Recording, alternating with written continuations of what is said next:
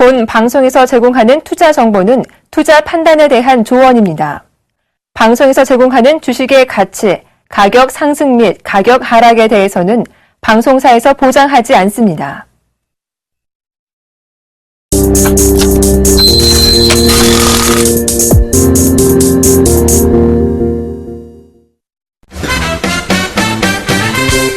시청자 여러분 안녕하십니까. 주식승천의 주쌤 김도영입니다.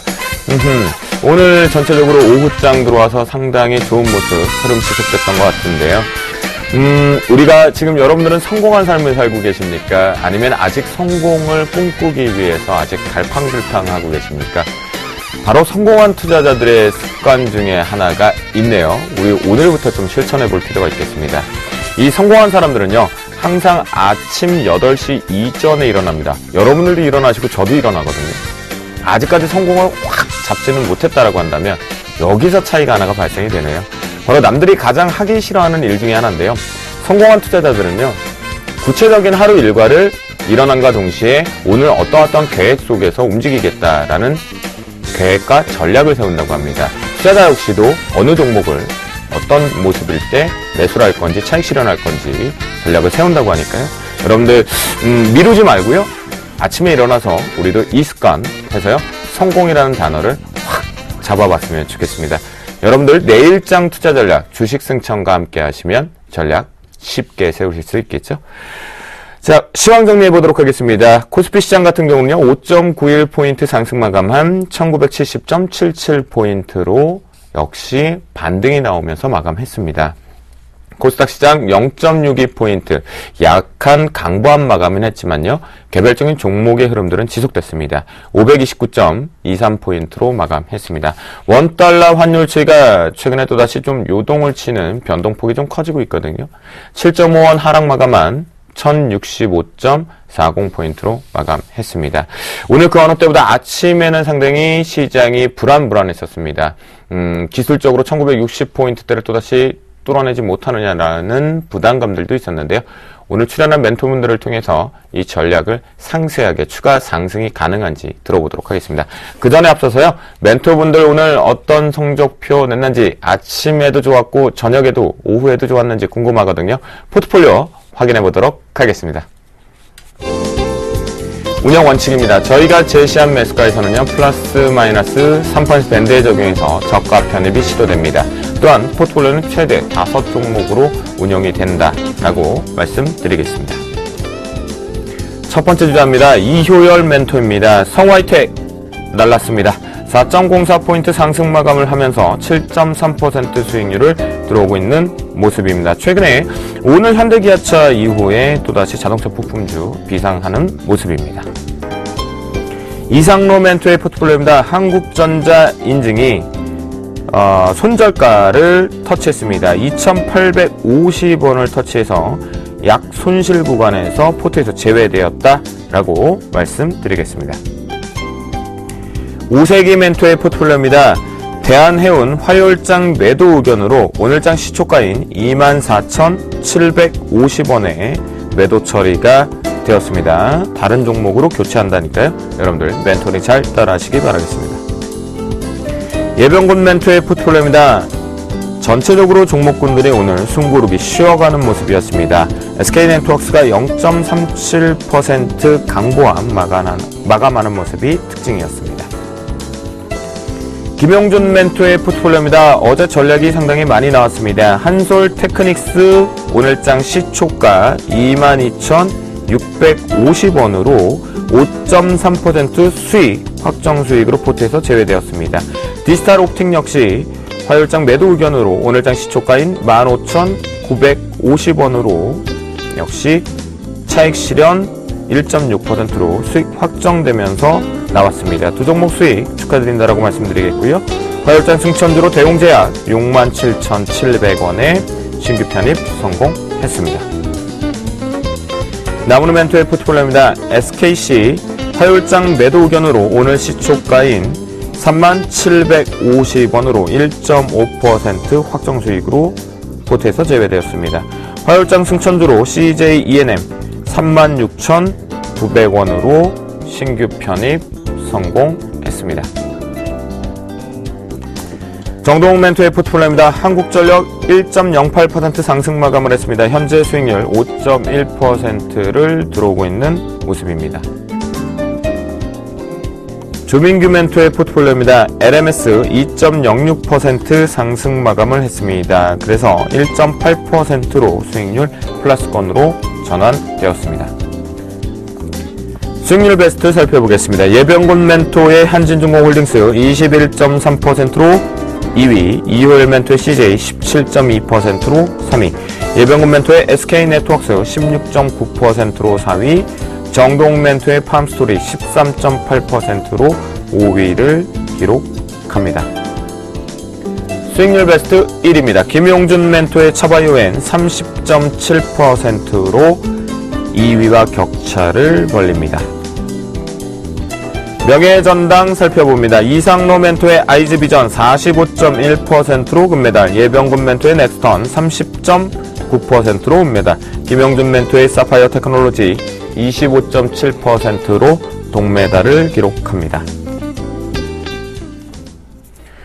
오늘 오전장보다는 오후장의 흐름이 상당히 좋았다 모두들 느끼고 계실 것 같은데요. 특히나 전차부대의 부활인가 이렇게 물음표도 생겼습니다. 추가 상승이 가능한지 기술적 상단을 뚫어내고 있는 과정인데요. 오늘 두 분이 출연을 하셨습니다. 상세하게 들어볼 필요가 있겠죠. 조민규 멘토 그리고 정동욱 멘토 함께 하십니다. 안녕하십니까? 안녕하세요. 오늘 아침에 출발만 할 때만 하더라도 시장이 좀 지루하게 쉬어가겠구나. 왜냐하면 해외 증시하고의 같은 현상이 나오겠구나 라는 생각을 했었거든요. 하지만 점심시간을 직전 임박하면서 시장이 반등으로 완전히 돌아섰습니다. 더 추가 반등이 가능한지 그리고 오늘장 어떻게 바라보셨는지 조민규 멘토를 통해서 먼저 들어보도록 하겠습니다. 네, 마찬가지로 김동현 씨님이 말씀하셨던 것처럼 오늘 오전장에서 1960포인트를 하향 이탈하면서 대략적으로 한 1955포인트까지 장중에 저점을 형성하는 모습을 보였습니다.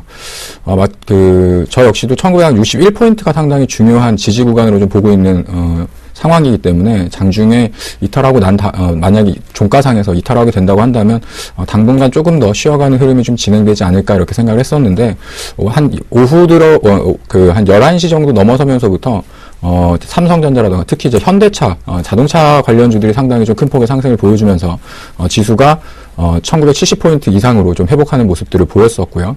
특히 현대차 같은 경우에는 최근에 있어서의 박스권 상단을 살짝 넘기는 모습까지 보여주는 흐름을 보였기 때문에 일단은 수출주 중에서 삼성전자라든가 현대차가 시장의 어떤 중심을 지켜놓고 그다음에 지수를 조금 더 위쪽 방향으로 좀 끌고 나가려는 흐름을 연출시키지 않겠나 이렇게 좀 보여집니다.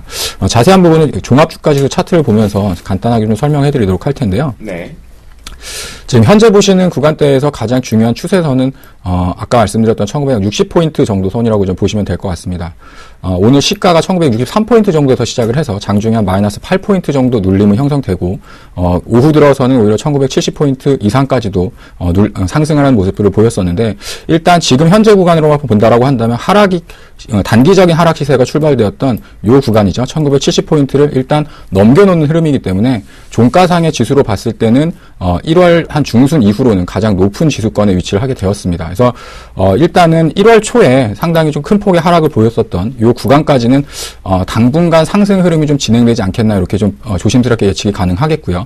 단기적으로는 120일선이 위치하고 있는 한 1980포인트 초반대가 그 구간에서는 단기적으로 한 번 정도는 또 쉬어가는 61선에 부닥쳤을 때도 단기적으로 한 번 눌림목이 형성되는 흐름도 보였었기 때문에 1980포인트 초반대에서 한 번 정도는 눌림이 진행되고 추가적인 상승의 흐름이 좀 연속적으로 이어지지 않을까 이렇게 좀 예상을 하고 있습니다. 그래서 일단은 심리적인 부분이 추가적인 하락보다는 종목군들별로는 약간의 좀 차이성이 나타나고 있겠지만 건설주라던가 은행주가 좀 쉴 때 수출주 중에서 또 삼성전자, 현대차가 지수를 좀 견인해주고 이러한 흐름들이 계속적으로 나온다고 한다면 일단 심리적인 저항선이라고 볼 수 있겠죠. 지금 구간에서는 한 2000포인트도 조만간 한 번은 좀 바라볼 수 있는 기대감이 커지는 오늘 하루가 아니었나 이렇게 정리해드리겠습니다. 그럼 조민규 멘토 여기서 분위기 좋은 모습 만들면서 2000포인트 터치만 하더라도 추가 반등 가능성을 좀 높게 보신다는 말씀이시죠?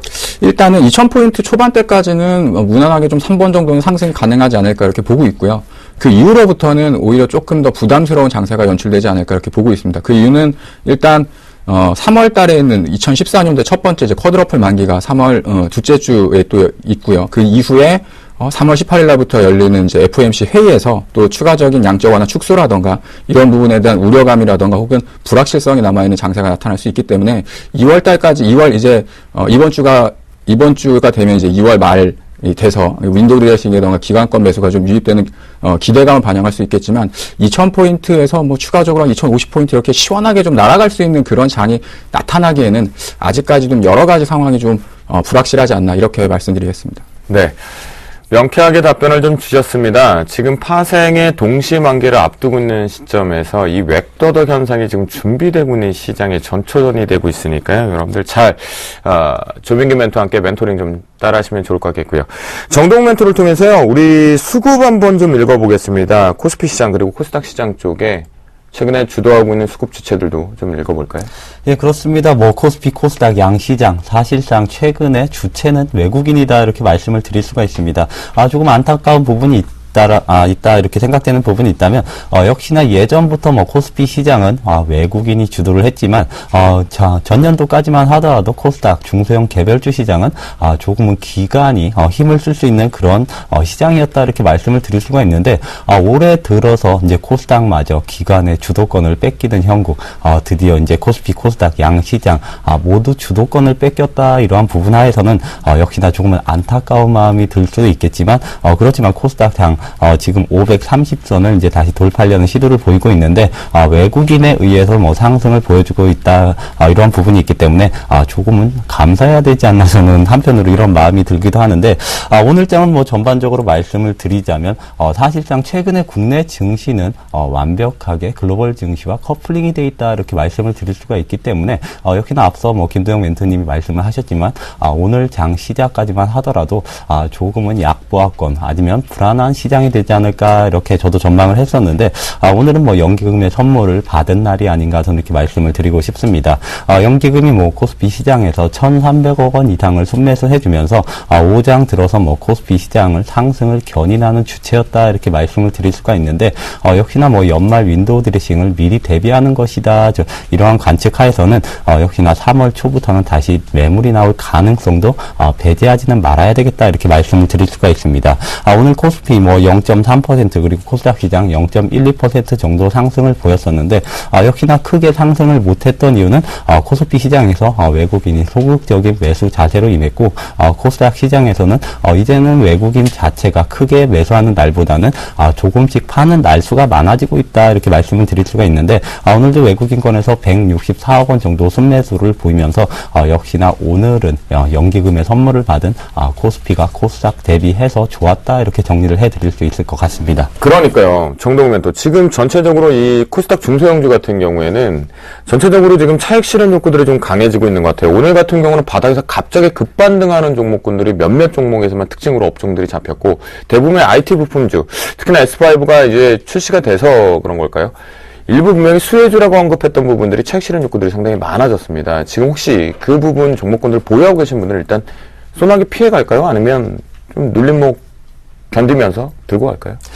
저 개인적으로 봤을 때 이제 확인해야 될 사항이 한 가지가 필수적으로 있다 이렇게 말씀을 드릴 수가 있는데 사실상 이제 갤럭시 S5 출시가 이제 출시라기보다는 이제 공개가 되었습니다. 본격적으로 뭐 4달 아니면 늦어도 4월 달에는 갤럭시 S5가 본격적으로 이제 전 세계적으로 출시가 예정되어 있는데 역시나 가장 중요한 포인트는 관련된 스마트폰 부품주 과연 어떻게 대응을 해야 되느냐 이 부분인데 갤럭시 S5 효과로 실적 매출액은 조금 증가할 것으로 전망이 되고 있습니다.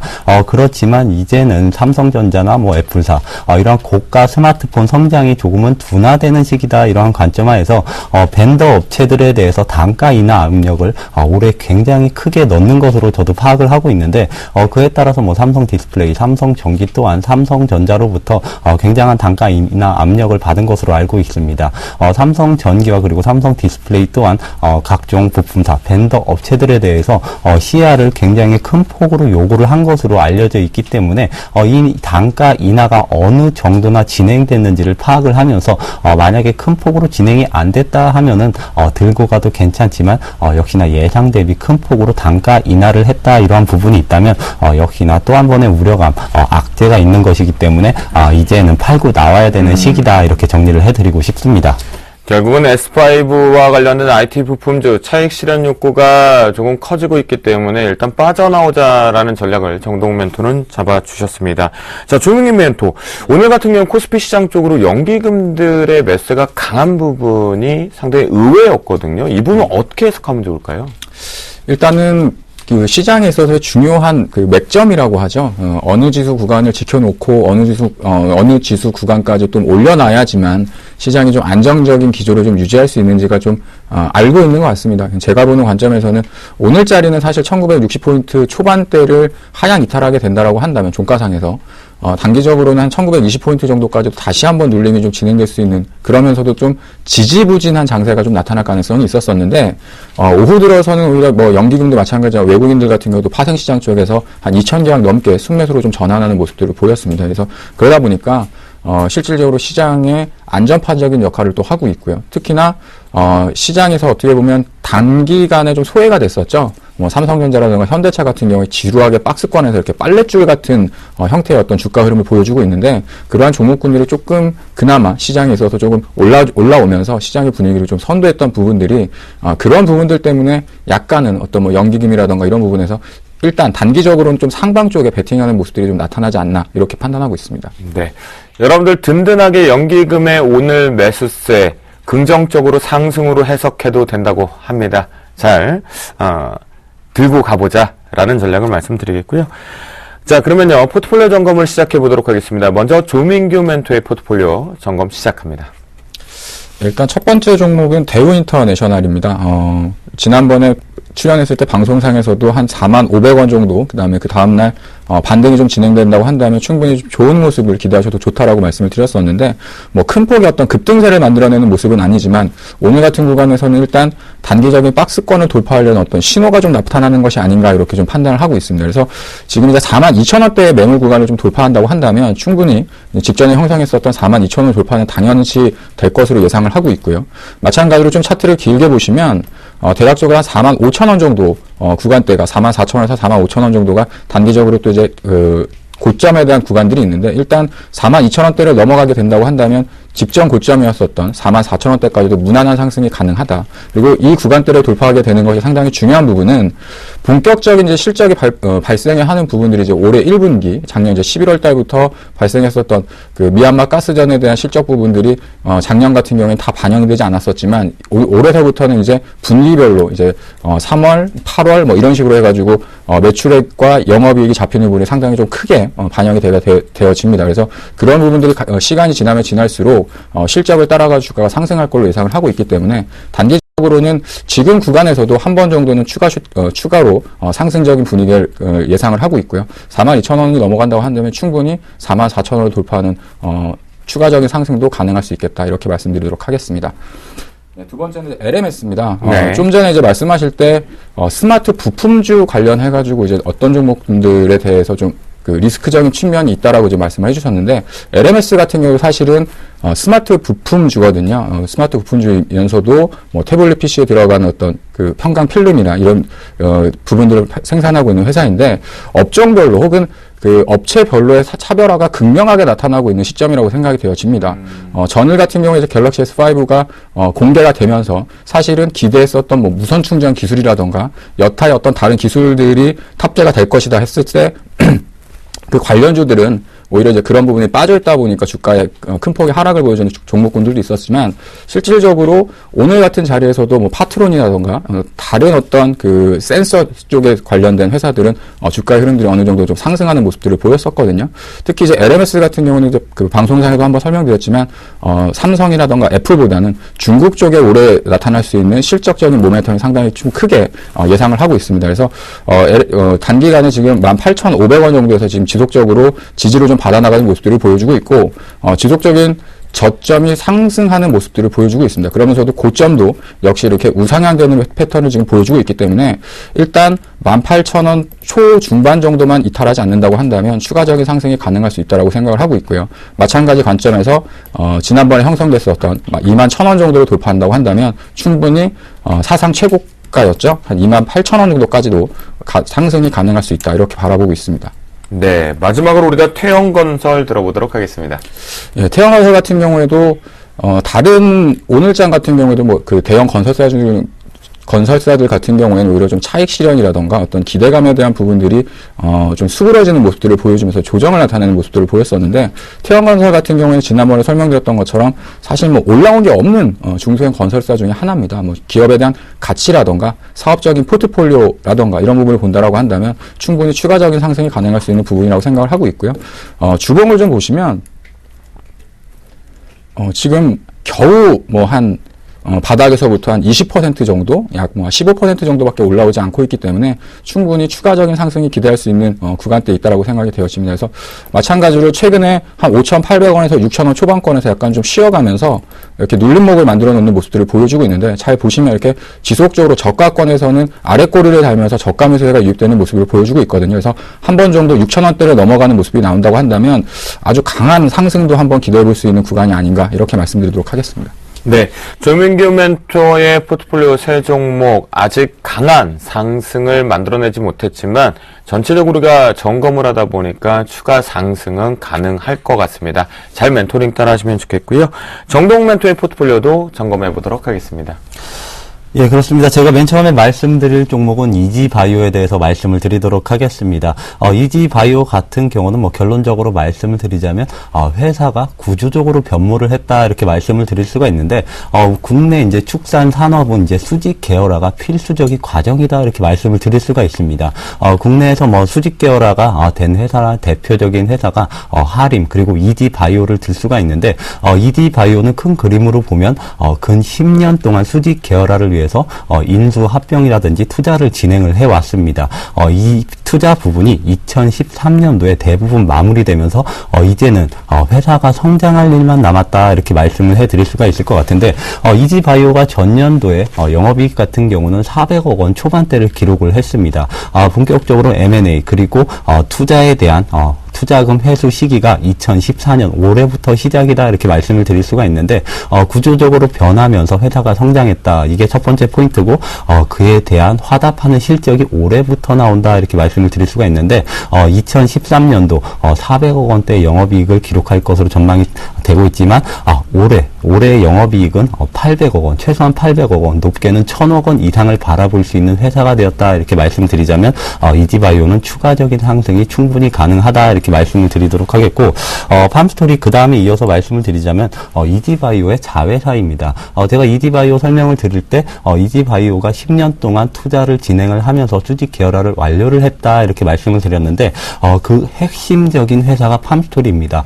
팜스토리로 인해서 지금 이지바이오가 역시나 수직 계열화 10년의 투자를 마무리했는데 이런 팜스토리가 핵심 자회사로서 실적 역시 이지바이오와 동반적으로 가장 큰 상승이 돋보일 것이다 이렇게 말씀을 드릴 수가 있는데 팜스토리 자체는 아직까지 이지바이오보다 더 큰 저평가 상태이기 때문에 역시나 팜스토리 이지바이오보다 더 큰 시세를 낼 수 있는 종목이다 이렇게 말씀을 드리겠는데 제가 예전에 팜스토리를 가지고 왔을 때 1차 목표가를 1,700원을 잡아드렸는데 오늘 고가가 1,695원이었습니다.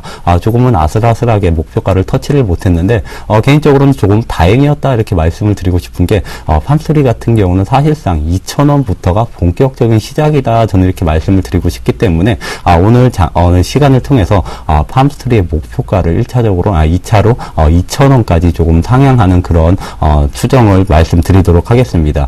그리고 손절가도 1,300원에서 1,400원으로 조금 올리는 전략을 말씀드리도록 하겠고 이제 마지막 마지막으로 이제 시간상 뭐 짧게 한국전력에 대해서 조금 말씀을 드리려고 하는데 한국전력은 간단합니다. 올해 사상 최대 실적을 낼 것으로 전망이 돼 있고 정부 정책을 등에 업었다 제가 항상 이런 표현을 하는데 정부 정책 그리고 사상 최대 실적 두 가지만 감안한다고 하더라도 역사적 PBR 고점 부근까지는 상승이 가능한 종목이다 이렇게 말씀드리면서 한국전력은 정말 가장 안정적으로 올해 한 해 동안 그냥 묵혀둘 수 있는 그런 종목이다 이렇게 정리를 해드리도록 하겠습니다. 네, 저희가 정동욱 멘토의 포트폴리오까지 점검을 마쳤습니다. 어제는 저희가 사양산업을 통해서 진주를 발굴했다라면 오늘은 이제 시장의 유행, 결국 트렌드라고 하죠. 그 트렌드를 잡아서 불황형 소비주, 계속 이 소비주들 이제 잘 봐야 된다라는 얘기가 많거든요. 그걸 오늘 종목 발견 신바다에서 심층적으로 다뤄보니까요. 지금 바로요, 두 분의 전략과 타픽 종목까지 우리가 살펴볼 수 있는 종목 발견 신바다 출발합니다.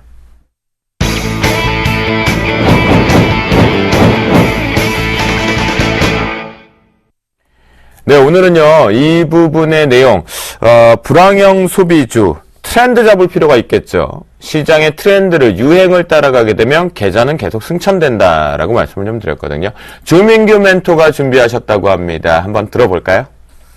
최근 들어서 경기 침체가 장기화되면서 소비자들이 지갑을 닫고 있지만 제조, 직매연 의류 매장이나 화장품, 렌터카 등에서 불황형 소비주는 오히려 매출이 늘어나는 추세라고 합니다. 의류 업종의 대장주인 LG 패션 같은 경우 올 들어서만 한 20% 가까이 하락하는 모습들을 보여주고 있는데 대형 의류 주들이 업황 침체로 인해서 2년째 한 주가가 이제 부진한 흐름을 나타내고 있지만 글로벌 SPA 브랜드라고 의류를 생산하는 한세실업 같은 경우는 꾸준한 오름세를 보이고 있습니다. 전문가들 같은 경우에 소비 패턴의 변화가 불황형 소비주들의 선전을 뒷받침하고 있다고 하지만 주가에 대한 안정성이나 성장성에 있어서는 좀 잘 따져봐야 된다고 조언을 하고 있는데요. 네, 우리가 보니까 전체적으로 소비 패턴이 바뀌는군요. 그러면 유행이 바뀐다라는 관점에서 집중해 볼 필요가 있는데 이에 따른 종목 발견 신봤다. 조민규 멘토의 타픽 종목은요? 네, 저는 이마트를 준비했습니다. 이마트를 언급해 주셨습니다. 정동욱 멘토의 종목 발견 신봤다. 타픽 종목은요? 예, NC소프트를 가져왔습니다. NC소프트를 가지고 나오셨습니다. 보니까요, 두 분의 타픽 종목만 살짝 엿보면 이슈랑 보면은 이 불경기, 불황 속에서도 써야 될 소비 종목이 좀 잡혀간 것 같아요. 우리 조민규 멘토를 통해서요, 상세하게 좀 들어볼게요. 맞아요. 지금 길에만 보더라도요, 렌트카 번호 차량들이 상당히 많다라는 생각이 좀 들거든요. 그리고 대부분이 월 렌트. 그러니까 안마의자 같은 경우는 저도 주쌤이 모 멘토분이는 결국 예병군 멘토를 얘기하는 겁니다. 네. 우리 멘토분의 집을 방문을 했다가 안마의자가 있어서 저도 지금 렌트를 해서 쓰고 있거든요. 그 관점이라고 보면 상당히 이 소비형의 패턴들이 바뀌고 있는 것 같아요. 조민규 멘토를 통해서요, 상세하게 한번 이 이슈를 왜 우리가 다루어야 되는지 들어보도록 하겠습니다. 예, 일단 소비에 대한 부분들이 세대가 이렇게 바뀌어 나가면서 소비에 대한 패턴들이 좀 바뀌어 나가고 있다라고 좀 보시면 될 것 같습니다. 예전 같은 경우에는 우리가 이제 어떤 그 물질이나 자동차라던가 집이라던가 혹은 여러 가지 것들을 사서 보유하는데 사실은 욕심들이 좀 많았었거든요. 소유라는 것이 사실은 되게 큰 힘이었었잖아요. 예, 그게 이제 소비의 기본적인 그 원동력이었었는데 요새 같은 경우에는 사실은 비싼 돈을 주고 그런 어떤 내가 필요한 그 물품들을 구입해가지고 갖는 것보다는 일단은 쓰면서 즐길 수 있을 만큼 즐기다가 또 필요 없을 때는 또 싸게 중고로 팔 수도 있거나 혹은 렌탈로 이용을 해가지고만 2, 3년 정도 쓰고 또 새로운 상품을 또 쓸 수 있게끔 할 수 있는 소비적인 패턴이 이제 변화하고 있다는 것이 가장 큰 화두가 될 수 있을 것 같고요.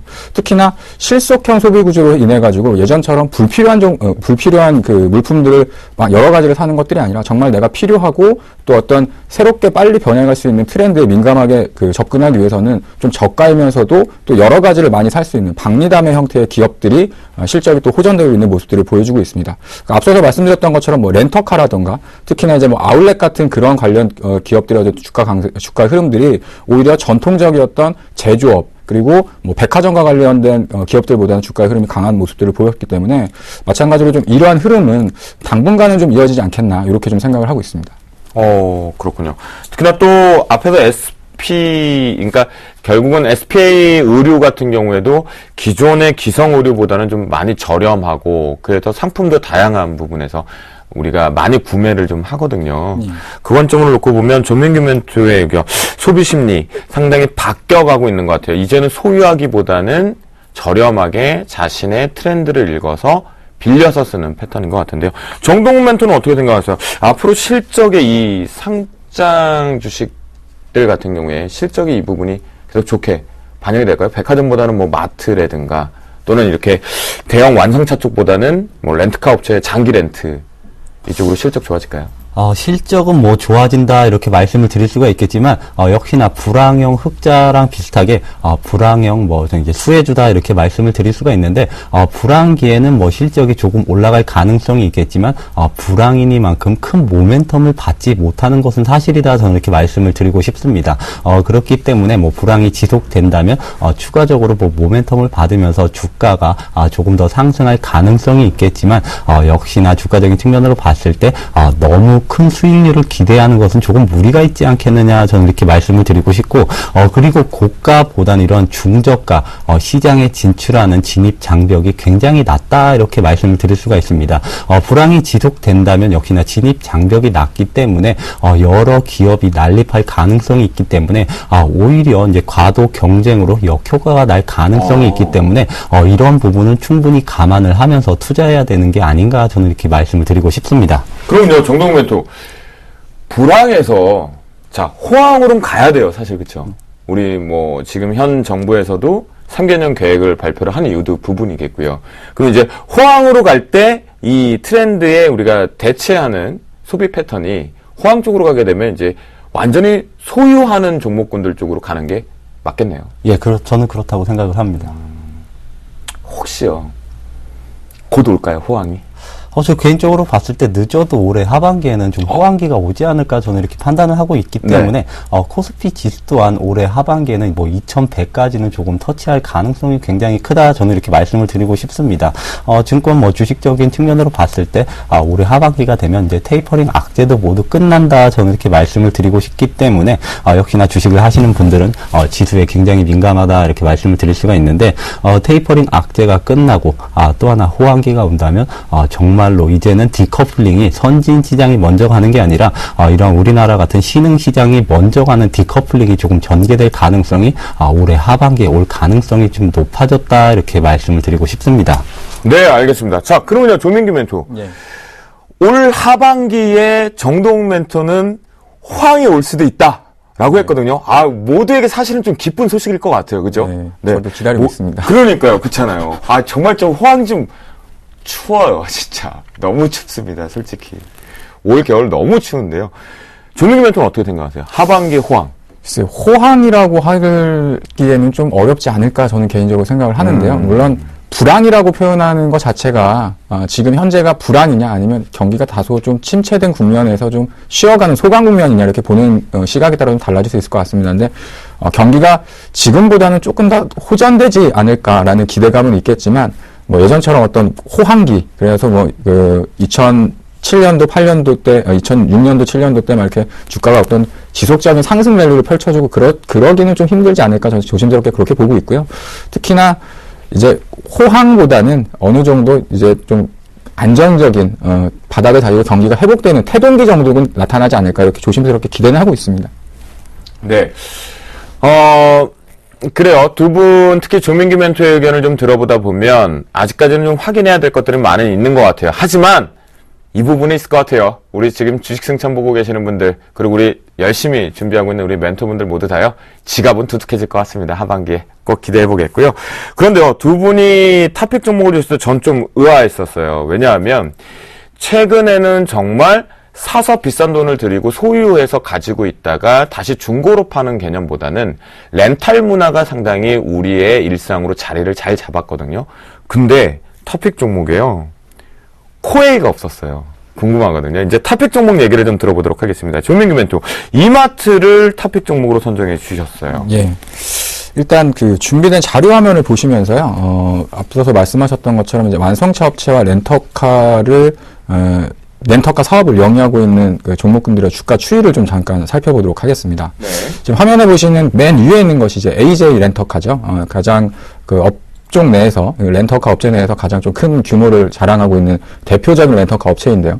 AJ 렌터카가 대략 한 2012년도부터 2년 정도 주가 상승률이 한 130% 정도 급등하는 모습을 보였습니다. 그 밑에 이제 레드캡 투어가 최근 들어서 또 그 제주 렌터카라든가 혹은 법인용 렌트카를 통해 가지고 지속적인 성장을 보여주면서 단기간에 한 작년 말부터 시작해가지고 한 54% 정도 상승하는 모습을 보였었는데요. 현대차 같은 경우는 한 2년 동안 한 10% 정도 상승하는 모습을 보였기 때문에 사실은 앞서서 말씀드렸던 것처럼 완성차보다는 렌터카 업체들의 주가 흐름이 상당히 좀 큰 폭의 상승하는 모습을 보였다는 거죠. 네, 두 번째 하면은 제가 이제 이마트를 들고 나온 이유가 될 수 있을 텐데요. 맨 위에 지속적인 이제 상승의 흐름을 보여주고 가장 높은 수익률을 달아가는 게 이제 세이브존 INC라는 회사입니다. 세이브존 INC 같은 경우에는 뭐 크게 어떤 여러분들이 많은 분들이 이제 아시는 부분은 아니겠지만 뭐 부천이라던가 뭐 여러 가지 몇 군데의 소규모 아울렛 점포를 가지고 있는 회사입니다. 근데 세이브존 INC가 2013년도 작년 한 7월 달부터 8월 달 사이부터 지금까지 약 한 40% 넘는 상승세를 보여주고 있고요. 그 밑이 이제 이마트가 전년하고 비교해보면 30% 넘는 수익률을 좀 기록하고 있거든요. 그런데 그 밑에 있는 롯데쇼핑이라던가 현대백화점 같은 경우에는 오히려 한 마이너스 4% 정도 하락을 하면서 주가에 대한 차별화가 극명하게 나타나는 흐름들을 보여주고 있죠. 그래서 꼭 반드시 어떤 불황이다 뭐 이런 부분들은 아니겠지만 어찌됐든 고가형 제품을 선호하는 것보다는 좀 중저가 특히나 또 아울렛과 관련되고 할인마트와 관련된 기업들의 실적이 상대적으로 좀 좋았다 이렇게 좀 결론을 드리도록 하겠습니다. 그래서 제가 선택한 종목은 이마트고요. 네, 이마트에 대해서 좀 설명을 해드리면 네. 생각보다 1월 달에 실적이 상당히 좀 좋게 발표가 됐습니다. 이제 그 백화점이라던가 그 아울렛, 그 다음에 그 이마트 같은 이런 할인점 점포 같은 경우 이제 월별로 실적을 발표하는 기업들이 많이 있는데요. 이마트 같은 경우에는 1분기 실적이 한 50% 정도 급증을 하는 모습을 보여주면서 1분기 때 어닝 서프라이즈를 기록을 했고요. 특히나 우리나라 국내에서도 사실은 한인점 같은 경우에는 어느 정도 좀 포화 상태에 이르지 않았나 이런 분석들도 상당히 많은데 올해 같은 경우에 10개 정도 신규로 점포가 개장이 되면서 외형적인 성장도 지속적으로 할 수 있다 이렇게 좀 예상을 하고 있습니다.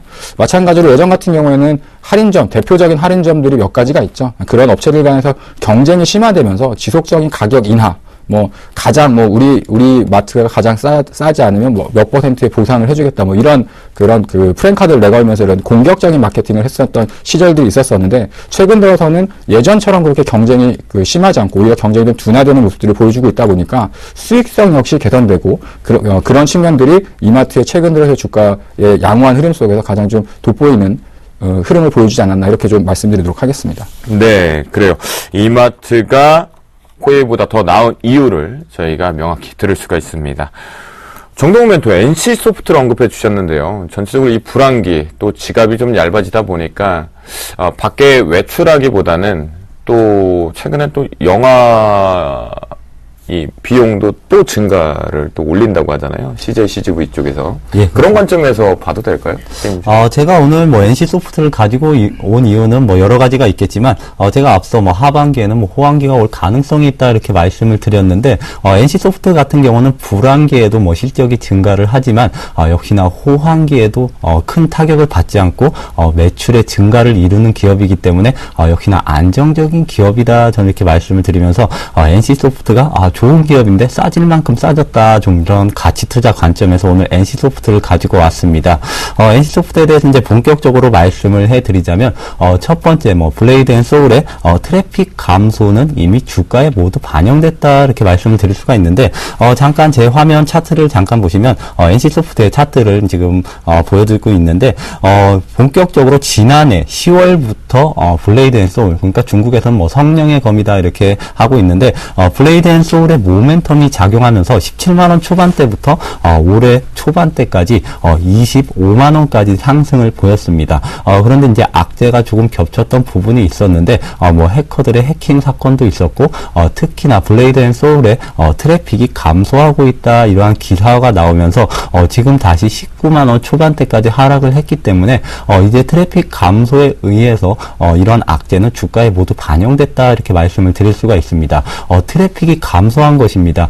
단적으로 말씀드리면 모멘텀이 없어진 게 아니기 때문에 절대적으로는 뭐 17만원 이하까지 내려가기는 힘들겠지만 19만원 선 모두 반영됐기 때문에 이제는 악재는 없다 이렇게 말씀을 드릴 수가 있고 두 번째로 이제 다시 한번 제 화면을 보시면 블레이드 앤 소울 중국 PC방 클릭 횟수 점유율을 조금 차트로 그려왔습니다. 지난해 12월 30일에는 한 6% 가까운 뭐 점유율을 보였다가 1월 27일에 다시 뭐 3% 수준까지 하락을 했습니다. 그런데 이제 바닥을 다지고 다시 점유율이 상승하는 구간이기 때문에 역시나 주가가 이렇게 바닥을 다질 이유는 없다 이렇게 판단되면서 이제는 모멘텀으로 다시 작용할 시기가 현재 시기가 아닌가 이렇게 말씀을 드릴 수가 있을 것 같습니다. 그리고 이제 두 번째 투자 포인트는 2014년 실적 성장은 뭐 기정사실이다 이렇게 말씀을 드릴 수가 있는데 NC소프트 같은 경우는 뭐 충성 고객도가 가장 높은 뭐 리니지 시리즈를 런칭한 기업입니다. 리니지가 제가 고등학교 때 나왔으니까 한 15년 정도가 된 것으로 이렇게 보이고 있는데 아직까지 캐시카우 역할을 하고 있는 것이 이제 리니지다 이렇게 말씀을 드릴 수가 있는데 리니지 이런 매출 기여도는 향후 몇 년 동안은 안정적으로 창출될 것이다 이렇게 말씀을 드릴 수가 있기 때문에 안정적인 캐시카우 사업 리니지를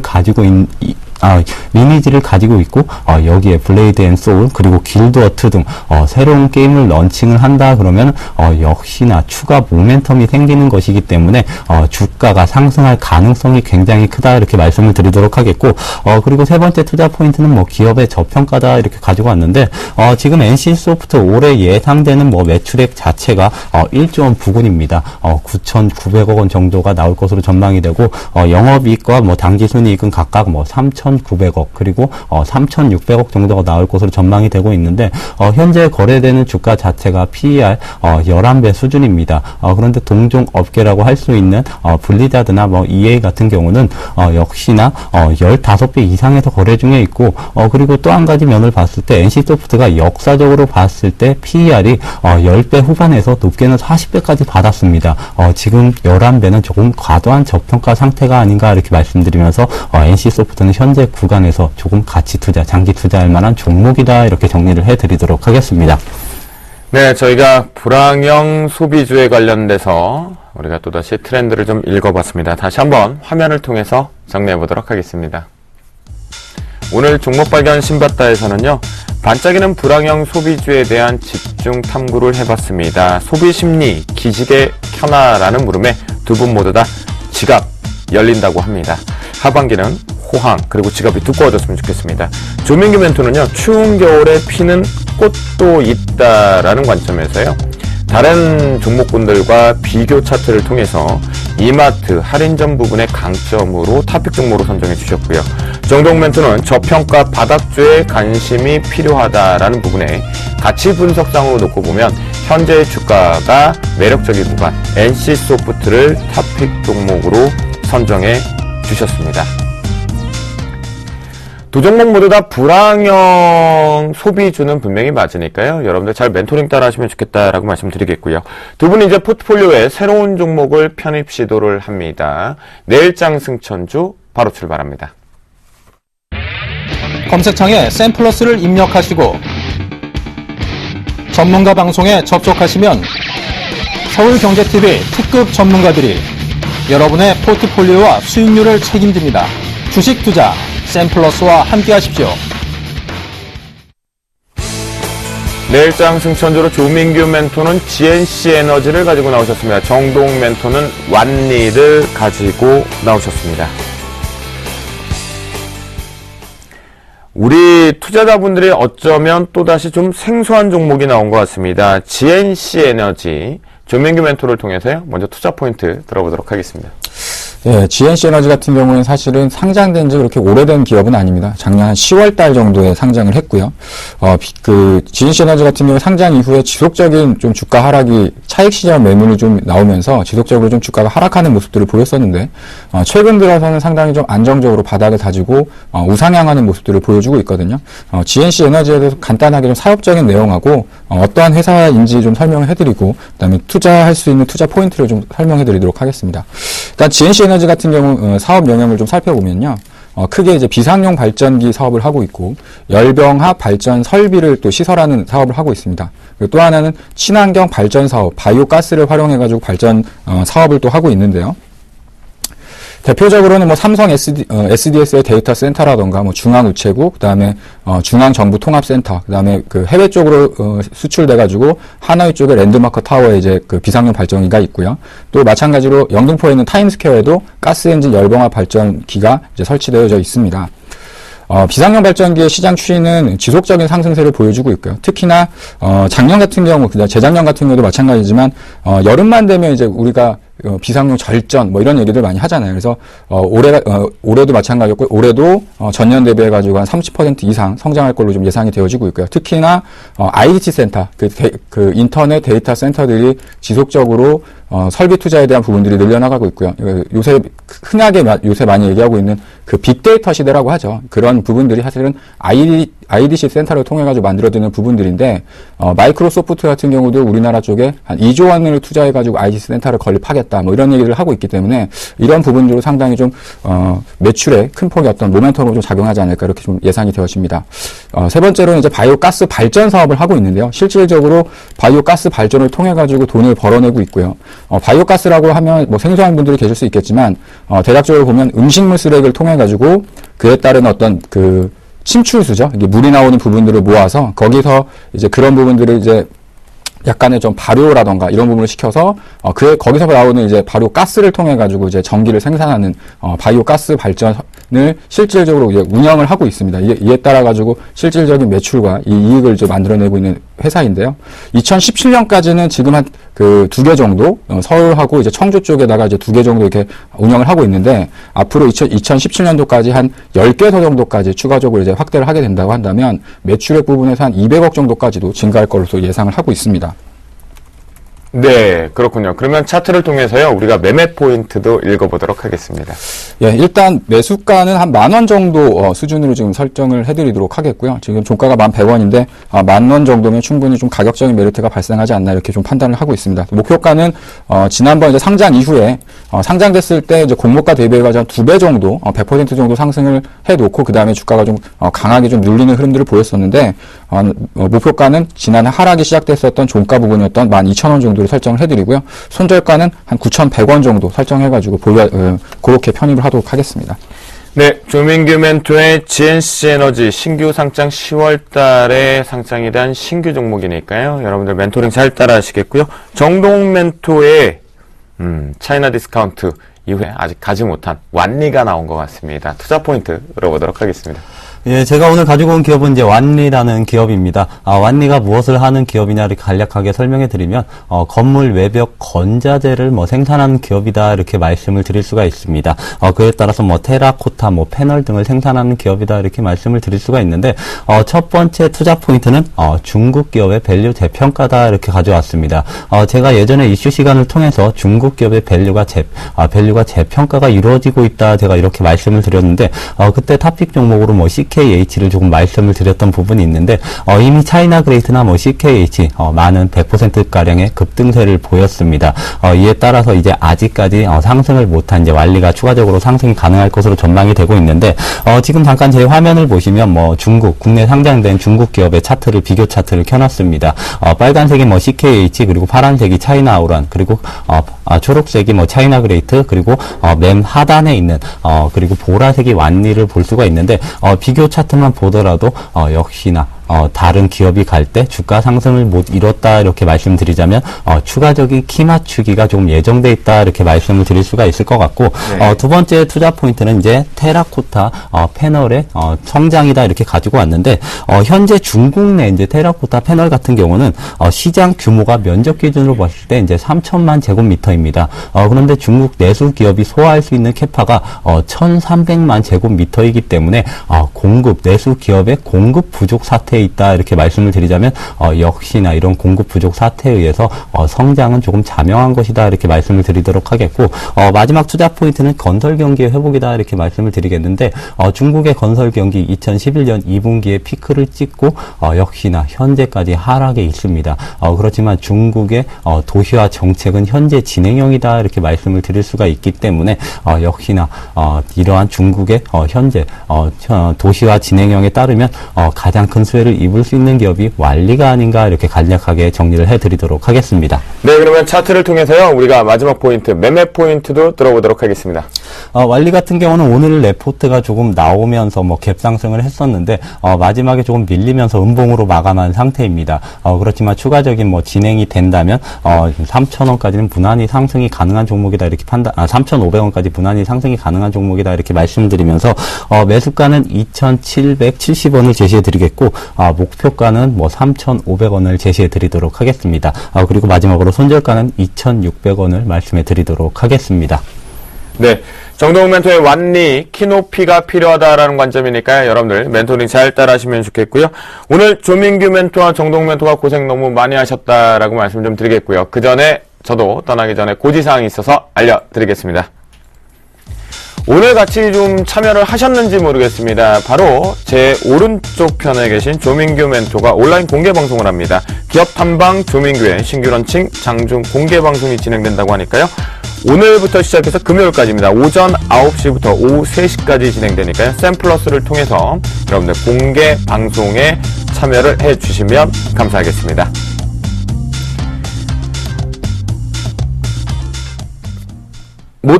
방송에서 못다한 얘기 조민규 멘토와 함께 많이 나누시면 좋을 것 같겠고요.